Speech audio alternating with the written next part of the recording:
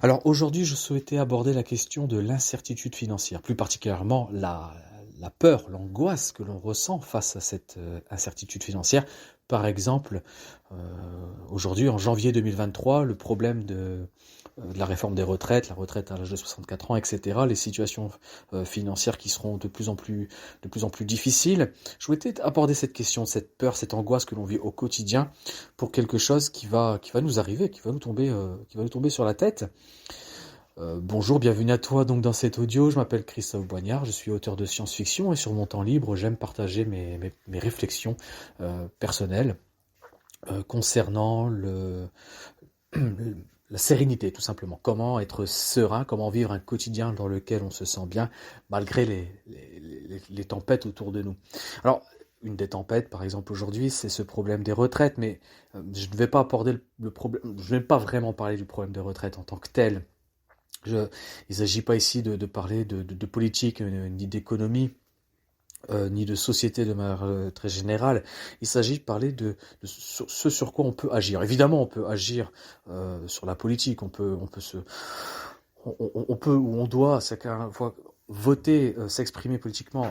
On a des leviers d'action, mais il y a aussi des choses qui se passent sur le plan économique et politique qui font partie de ce système libéral, de cette société de consommation et qui nous tombe dessus. On est aujourd'hui avec ce problème des retraites. Et ce dont je veux te parler aujourd'hui, ce n'est pas du problème des retraites en tant que tel, encore une fois, mais c'est de cette peur et de cette angoisse que l'on vit face à cette incertitude financière.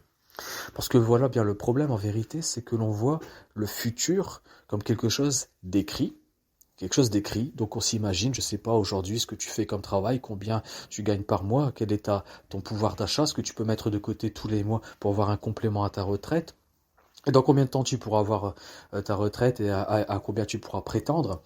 Mais dans tous les cas, c'est quelque chose d'écrit. Si aujourd'hui je te demande de te projeter, et on t'en parle tout le temps dans les développements personnels, de te projeter à 5 ans, mais là on va aller plus loin aujourd'hui, je sais pas quel âge tu as, moi j'ai 42 ans, donc si je dois me projeter dans 24 ans, comment je me vois à la retraite. Donc, comment je me vois dans 24 ans. Je vais écrire le futur. Le futur est quelque chose de forcément qui est écrit. Eh bien, je vais le voir comme quelque chose de difficile. Parce que le pouvoir d'achat va augmenter, parce qu'on est dans une société mondialisation. Et les choses seront de plus en plus difficiles. Est-ce qu'on va avoir une retraite? Dans combien de temps? De combien? Je vais écrire, je vais me projeter, je vais écrire le futur, je vais le concevoir, je vais l'imaginer comme quelque chose de difficile. Et face à cette difficulté que j'imagine, et qui est, c'est pas quelque chose de faux. Si aujourd'hui tu gagnes 1 000 € par mois, euh, et que tu as commencé à travailler à l'âge de 30 ans, par exemple, tu auras beaucoup plus de difficultés. Quelqu'un qui, peu importe l'âge en vérité, mais quelqu'un qui gagne beaucoup plus, qui peut mettre de côté, etc. Donc, cette image que l'on a d'un futur, ce futur est forcément est péjoratif. Et il est vraiment triste. On voit ça comme une difficulté. Et face à cette image que l'on se fait, forcément, on a peur, on est angoissé. Et c'est logique. Là-dessus, on ne doit pas culpabiliser. C'est logique. Si aujourd'hui, on s'imagine ne pas se retrouver à 60 ans encore en train de travailler, et puis avec des petites retraites, etc. par la suite, forcément on est angoissé, et cette angoisse va nous paralyser. Elle va nous paralyser. Déjà, on va être déprimé au quotidien. Alors, il ne s'agit pas de vivre dans un monde de bisounours, c'est de se dire que tout va bien et que malgré le fait qu'on s'expose et qu'on va vers un avenir vraiment tout pourri, il faut faire semblant et y aller bien. Je n'ai pas dit ça, mais en attendant, on est angoissé par cette image que l'on se fait du futur, de cette incertitude financière, puisque c'est la problématique de cet audio que je traite dans cet audio, et on est paralysé face à cette angoisse. Et lorsqu'on on est paralysé, qu'est-ce qui se passe? Plutôt, qu'est-ce qui ne se passe pas? C'est l'action. On ne passe pas à l'action, on ne fait rien. On déprimait tout au long de la journée, et quand je dis on ne passe pas à l'action, on ne cherche pas de solution, on ne cherche pas à agir autrement, etc. On est paralysé. On est paralysé, on ne passe pas à l'action et on ne vit plus.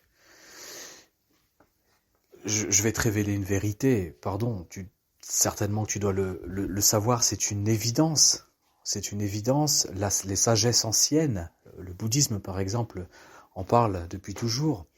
Mais c'est une évidence que l'on oublie, parce qu'on a la tête dans le guidon, parce qu'on est, oui, voilà, la tête dans le guidon, dans notre quotidien, dans notre métro boulot dodo, dans le fait de se rendre au travail, de faire des efforts, de ne pas forcément se sentir récompensé et puis d'angoisser pour un futur, etc. On oublie une chose, c'est que le futur n'existe pas.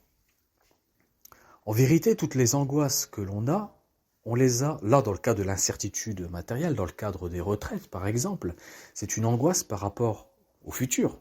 Puisque là je prends l'exemple de quelqu'un aujourd'hui qui est actif, qui travaille et qui angoisse pour sa retraite. Et ben cette personne, et j'en fais partie, je peux avoir une angoisse par rapport à ma future retraite, future, quelque chose qui n'existe pas. Le futur, souvent on entend, c'est quelque chose qui n'existe pas encore. En vérité, ce n'est pas quelque chose qui n'existe pas, qui n'existe pas encore, c'est quelque chose qui n'existe pas du tout. Le futur est une chimère, c'est une notion, une projection de l'esprit. C'est une chimère, ça n'existe pas. On peut, je sais pas quel âge tu as, mais tu peux t'imaginer à l'âge de 10 ans, euh, penser à ton futur d'homme adulte ou de femme adulte et te dire, voilà, quand j'aurai 30 ans, je vivrai comme ça, je serai, etc. Comprends bien que ce futur, tu ne l'as jamais vécu. Tu ne l'as jamais vécu. Tu as vécu ce moment présent lorsque tu avais 30 ans, mais c'était un moment présent pour toi. Tu as pu le comparer avec ce que tu avais imaginé. Là, pour le coup, tu reviens dans le passé. Le futur en tant que tel n'existe pas, c'est une chimère. C'est quelque chose vraiment qui est important à prendre en compte. Il n'existe pas. C'est une pensée. On pense, on imagine quelque chose. Mais lorsqu'on sera amené, parce que je te le souhaite, je souhaite que tu vives en bonne santé et longtemps, lorsque tu seras amené à vivre ta retraite, pour toi, ça ne sera plus un moment futur, ça sera un présent. Pardon, c'est vraiment l'impression d'enfoncer une porte ouverte, mais c'est pourtant la vérité.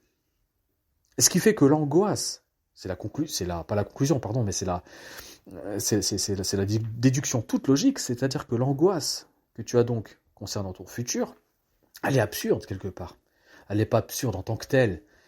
Mais si tu prends un peu...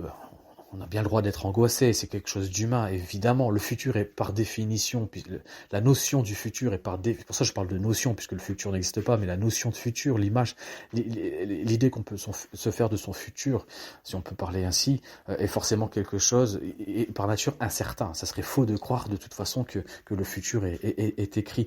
Donc, dans tous les cas, c'est quelque chose d'incertain. Donc, l'angoisse que l'on a par rapport à un futur de toute façon, qui n'existe pas, c'est une angoisse qui est absurde, dans le sens qui n'a pas de sens.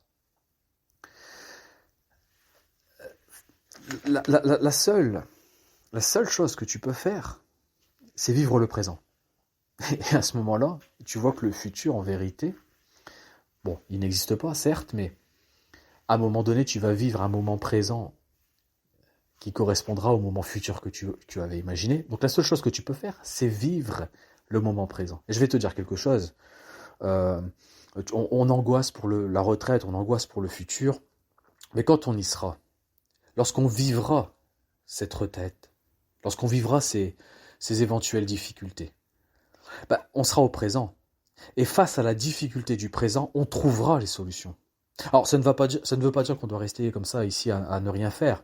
Ça veut simplement dire que il faut stopper cette angoisse et se dire que lorsqu'on va vivre ce qu'on appelle futur, lorsqu'on va le vivre, on le vivra au présent. Et comme à chaque fois, regarde un petit peu toutes les difficultés que tu as pu traverser jusqu'à présent, tu as trouvé des solutions, ou tu continues de chercher des solutions.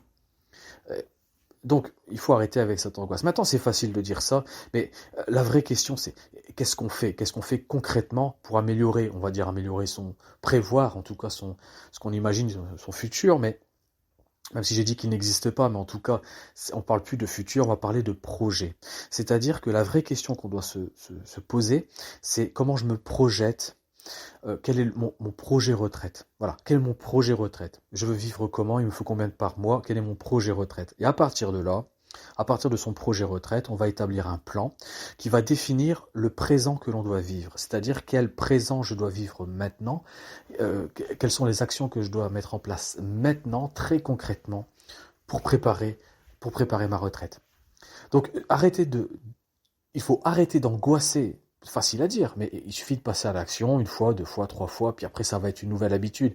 Il ne faut plus angoisser pour un futur qui de toute façon n'existe pas et n'existera jamais. La seule, la seule fois où, comment dire, où on sera vraiment dans la situation, ça sera une situation présente dans laquelle on trouvera des solutions. Mais en attendant, il ne faut pas parler de futur, mais de projet. Un projet retraite, par exemple. Et au partant de ce projet, on se fixe un plan. Combien d'argent je peux mettre tous les mois, ou comment je peux créer une autre activité, comment je peux m'améliorer, trouver tout le temps des solutions, réfléchir sur ce qu'on peut mettre en place dès maintenant. Alors plus tu es jeune, plus intéressant parce que tu auras le temps, ah pardon c'est logique, mais de trouver, de mettre de côté ou de créer une activité, etc. Mais en tout cas, ne pas rester sur cette angoisse, se dire que ça n'existe pas, ce futur n'existe pas, qu'on ne vit que le présent. Donc travailler sur son présent, travailler sur, on planifie, on se projette, on imagine, on se projette, on imagine notre retraite, on imagine en quelque sorte le futur, on l'imagine. En partant de ça, on se fait un plan, et ce plan, on va le traduire. La dernière chose, la plus petite qui soit, c'est l'action, chaque action qu'on met en place au jour le jour, au présent. C'est ça qu'il faut avoir en tête. Cette réflexion que j'ai aujourd'hui sur cette notion du futur, elle appartient à 5 familles de réflexion que j'ai mis en place et que je souhaite partager avec toi. 5 familles, donc il y a la réflexion sur l'ego, l'image que l'on a de soi, la réflexion sur l'image que l'on a du monde qui nous entoure, la réflexion que l'on a sur la notion de futur, je viens de te donner un petit extrait, la réflexion que l'on a sur le plaisir et sur la souffrance. 5 familles de réflexion, et dans chaque famille, dans chaque thématique, eh ben une série d'idées, d'arguments, d'exemples, de réflexions, de partage d'expériences, justement que je souhaite partager avec toi. Ça se passe par mail, donc dans la description tu trouveras tout ça. Tu m'envoies un mail, tu me dis tout simplement si c'est quelque chose qui t'intéresse. En réponse automatique, mon Gmail te fournira le lien afin de télécharger ce PDF. C'est un PDF gratuit dans lequel j'aborde ces 5 familles de réflexions. Eh bien, je te remercie d'avoir été avec moi pour aujourd'hui et je te dis à bientôt pour le prochain audio. Salut!